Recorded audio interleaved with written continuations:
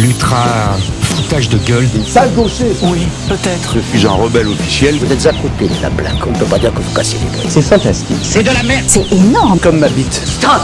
L'humour a ses limites.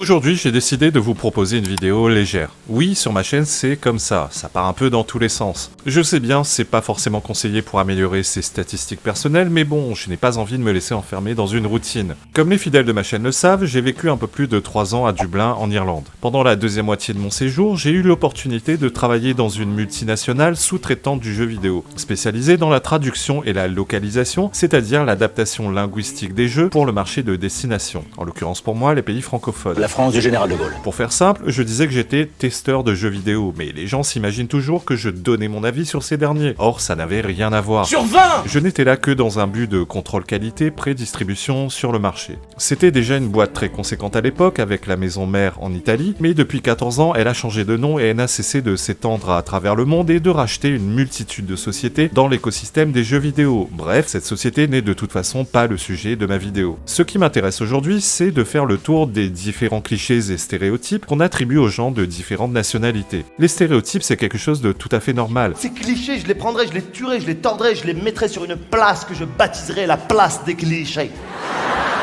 On a tous des idées reçues sur ce qui nous est étranger, c'est juste humain.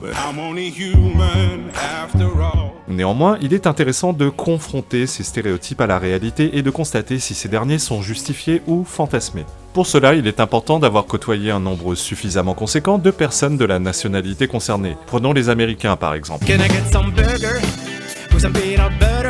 Comme tout le monde, si on me demande des stéréotypes sur les Américains, je dirais qu'ils sont volubiles, extravertis et arrogants par exemple. Mais voilà, des Américains, j'ai dû en croiser 3 dans toute ma vie, donc c'est largement insuffisant pour en tirer quelconque conclusion. Cependant, Dublin étant une ville très cosmopolite due à l'implantation d'un très grand nombre de multinationales, j'ai eu pendant mon séjour l'occasion de rencontrer un très grand nombre de gens originaires de tout un tas de pays, principalement européens, dans le cadre de mes emplois avant Keywords, mais surtout à Keywords. En effet, il y avait entre 90 employés en temps normal et ça pouvait grimper jusqu'à 200 en période estivale, car la période où les sorties de jeux prévues pour Noël passent au grill, et il y avait un gros afflux. Résultat, j'ai une base très solide de récurrence que j'ai pu constater chez chaque nationalité. Petite précision, contrairement aux idées reçues, ce n'est pas parce qu'il s'agissait d'un sous-traitant dans le domaine du jeu vidéo que tous les employés étaient des geeks en puissance. Loin de là même. La plupart étaient juste des gens de tous âges, entre 18 et 30 ans, qui voulaient juste gagner leur vie avec un petit job sympa et pas prise de tête. Tiens, comme on n'est jamais mieux servi que par soi-même, commençons donc par les Français. Il se passe que je vous emmerde, monsieur. Vous, votre affreux boudin de femme, et votre sale chat.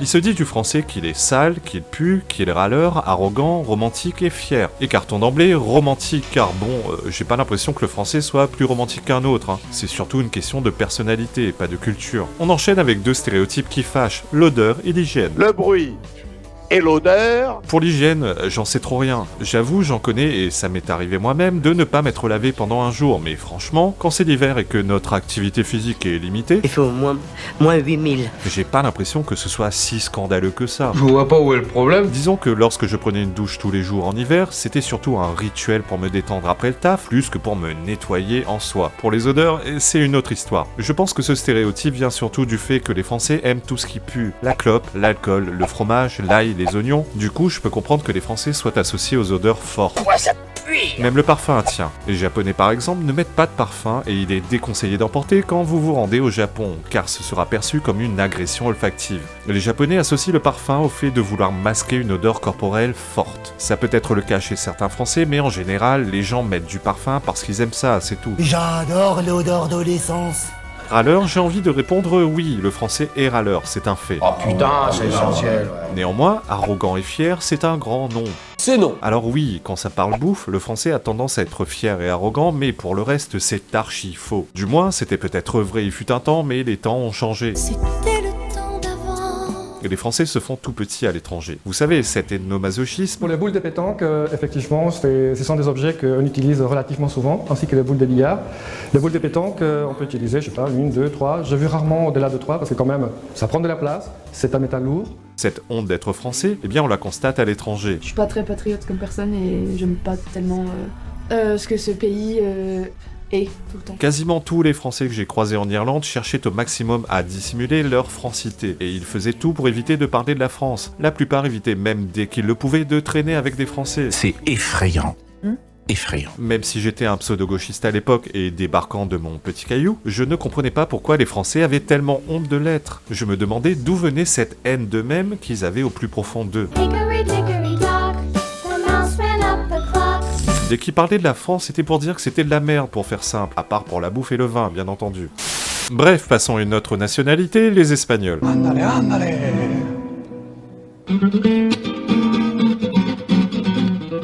Comme pour les Français, j'en ai croisé à la pelle, je parle de plus d'une cinquantaine. C'est énorme. Si on dit que les Français sont nuls en anglais, alors c'est qu'on n'a jamais croisé d'Espagnol. Rhythm. Rhythm. Again. Rhythm. Rhythm. Rhythm. Rhythm. Writing? Right. Rat? Read. Read. Read. No, no sé. Rat? Read? Read? Je vous assure, en anglais, les Français sont des génies à côté des Espagnols. J'ai arrêté de compter les mecs qui vivaient en Irlande depuis 5-10 ans, qui avaient un accent espagnol à couper au couteau et le vocabulaire d'un élève de 6ème. Eh bien ça, c'est dû à une caractéristique très précise chez les Espagnols. Non, ils ne sont pas plus bêtes que les Français, ils sont juste beaucoup plus communautarisés. Ils ne traînent qu'entre eux, ne font la fête qu'entre eux, et par conséquent, ils progressent moins en anglais. Attention, je ne dis pas qu'ils rejettent la culture de l'autre, bien au contraire. Je dis juste qu'ils se regroupent entre eux par affinité et par solidarité. J'ai participé à un nombre incalculable de fiestas organisées par des Espagnols, et hormis le climat, j'avais le sentiment d'être en Espagne. Venons justement à ce stéréotype sur les Espagnols, ils ont le sens de la fête. Jusqu'au petit jour on ira faire la fiesta, on va danser le vélo vert. La fiesta. Eh bien, ce cliché est 100% validé. Les Espagnols sont bons vivants et ils savent mettre l'ambiance, ce n'est pas une légende. Passons aux Italiens. Buonasera a tutti. Eh bien, la première chose qui m'a marqué chez les Italiens, c'est qu'ils ressemblent énormément aux Français. Bon, déjà, oublions le cliché basique de l'Italien dragueur qui parle fort avec les mains. Ma j'avais dit pas les pantalons. Pourquoi il a fait les pantalons? Oui, il y en avait des comme ça, mais en majorité, ce n'était pas le cas. Le gros point commun que j'ai constaté entre Italiens et Français, c'est la haine profonde pour leur pays et leur culture. Dès qu'un Italien ouvrait la bouche, c'était pour cracher sur les Italiens, sur l'Italie ou sur Berlusconi. Complimenti, siete così bravi che mi viene voglia di invitarvi al Bunga Bunga. Tout comme les Français, le seul domaine où ils étaient particulièrement prétentieux et arrogants, vous l'aurez deviné, c'est la bouffe. You want the flavors of the cheese, the sauce, the seasoning, that way. I don't know where you buy that terrible pizza, but my pizza has San Marzano tomato on top, beautiful buffalo mozzarella or fior di latte mozzarella, beautiful and moist, and the dough is made by artisans, if not made by me.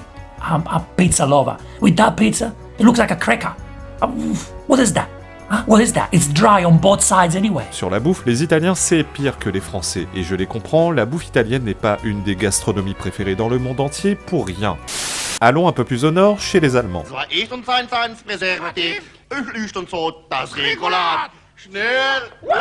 Un des principaux clichés sur les Allemands, c'est le côté, ils sont très sérieux et carrés. Les Allemands, peu d'humour, un peu trop dans le côté genre tout doit être calé, propre, précis, juste, tu traverses pas la rue quand c'est rouge.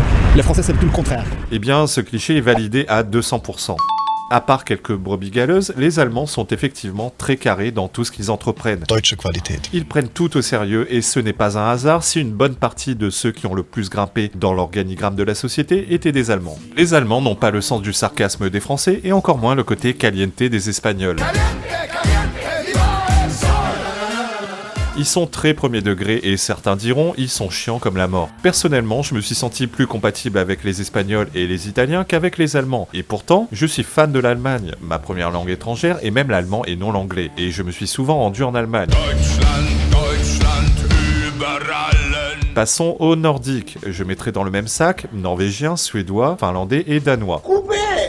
David, tu étais formidable. Plus viking que toi, tu meurs. Super! T'es sûr que j'étais crédible? Le cliché sur les nordiques, ce sont des gens froids. Partages-tu cette flamme qui me consume? Permets-moi de rester de glace. C'est ce qui s'appelle refroidir les ardeurs. Eh bien, stéréotype 100% validé. J'ai toujours eu du mal à les cerner. Oui, les Nordiques sont froids comme leur climat. Ils ne montrent aucune émotion. Il paraît que dès qu'on apprend à les connaître, on les trouve chaleureux. Ouais, bof, j'ai pas eu assez de temps pour les connaître, visiblement. J'ai également constaté que les Nordiques sont des putains de machines. Déjà, en termes de maîtrise de l'anglais, ce n'est un secret pour personne. Les Nordiques sont des champions. Beaucoup parlent même comme des natifs américains ou anglais, sans même jamais y avoir mis les pieds. Europe has different levels of English all across Europe. It's really interesting, right? The Northern European countries, their level of English is incredible. It's outstanding. They speak perfect English. They're very humble as well. They don't show off that they speak perfect English. This is a little bit annoying as an English speaker when you go there for the first time. I went to Sweden. I was looking for a bank. I needed to withdraw some cash. I stopped a Swedish guy in the street and I said, "Excuse me, do you by any chance speak English?" And the guy said, "Oh yes, but just a little bit." So in my mind, somebody that speaks a little bit of English means I need to slow down everything I'm saying and exaggerate all of the hand movements so they understand, like an idiot. So I'm stood in front of this guy like a clown, being like, "Oh, can you tell me where the nearest bank is, please? I need to withdraw some cash, an ATM with my card to withdraw some cash. Can you tell me where the nearest bank is, please?"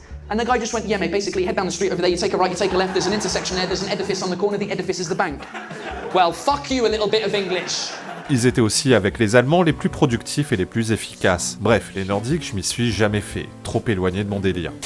Les Croates, je n'avais à l'époque aucun stéréotype sur eux. J'en ai croisé pas mal et deux choses étaient récurrentes. Ce sont des durs, très fort caractère, un peu abrupts au premier abord, ceci étant certainement dû à leur passé récent, très compliqué. Au matin du 4 août 1995, l'armée croate passe à l'offensive sur ordre du président Franjo Tudjman.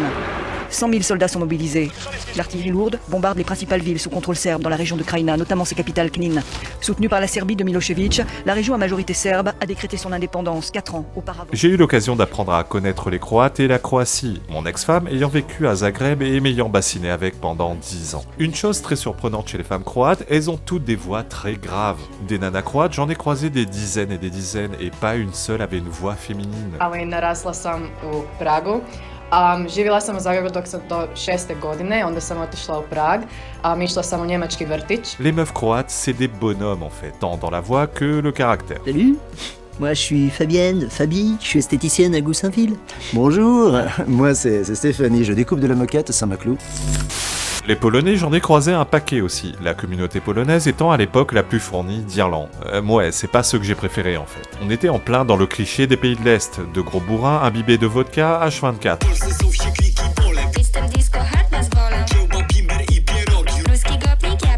Quant aux nanas polonaises, je les ai trouvées particulièrement superficielles, tout comme les Russes. De jolies poupées au cerveau creux en gros. Oh, oh, oh, jolie poupée, sur mon dos coupé, oh, oh, jolie poupée, tu me fais danser. Vous vous demandez certainement, et quid des Irlandais? Après tout, j'étais bien en Irlande, non? Eh bien, ça risque de vous choquer, mais je n'ai jamais fréquenté le moindre Irlandais en Irlande. Oui, j'en croisais au quotidien, dans les commerces, dans la rue, etc., mais je n'ai jamais eu de relation de proximité avec des Irlandais. C'est dingue, ça! Comment se fait-ce, me direz-vous? Eh bien, la raison est toute simple. J'ai habité dans 3 colocations différentes à Dublin. La première avec une Française, un Turc et un Marocain. Je t'ai déjà dit que je ne voulais pas te voir à poil dans la maison.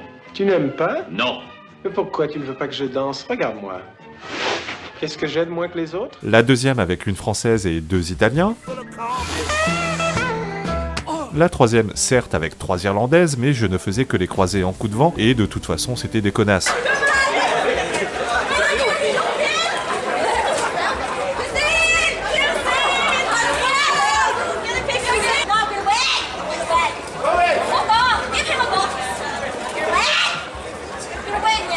J'ai bossé dans 3 endroits différents, un fast-food dont le patron était français et 95% des employés polonais. Les autres venaient de pays de l'Est, style Lituanie ou Roumanie. Un resto gastronomique où le seul Irlandais était le chef et la plupart des employés français. Et enfin, Keywords, dont les patrons étaient italiens et où il n'y avait pas le moindre Irlandais. Logique puisque le business se faisait à destination des marchés non anglophones. Résultat, tu traînes avec les gens qui t'entourent parce que c'est le plus pratique. De plus, à la base, je ne suis pas allé en Irlande par amour du pays et avec une envie profonde de connaître ses habitants, mais par le fruit du hasard. Désolé. Il ne faut pas oublier que l'Irlande a un modèle anglo-saxon, très communautaire. Les gens ne se mélangent pas, ils vivent chacun dans leur précaré. Si certains se posaient la question, à part mon coloc marocain à voiler à vapeur, je n'ai pas le souvenir d'avoir croisé des Maghrébins ou des Subsahariens à Dublin. Quel dommage! Ou du moins ça ne m'a pas marqué. Néanmoins, j'ai de la famille qui y vit toujours et qui me dit que le visage de Dublin a beaucoup changé depuis 2010. Traduisez, l'Irlande est devenue une poubelle du tiers-monde pas si éloignée de la France.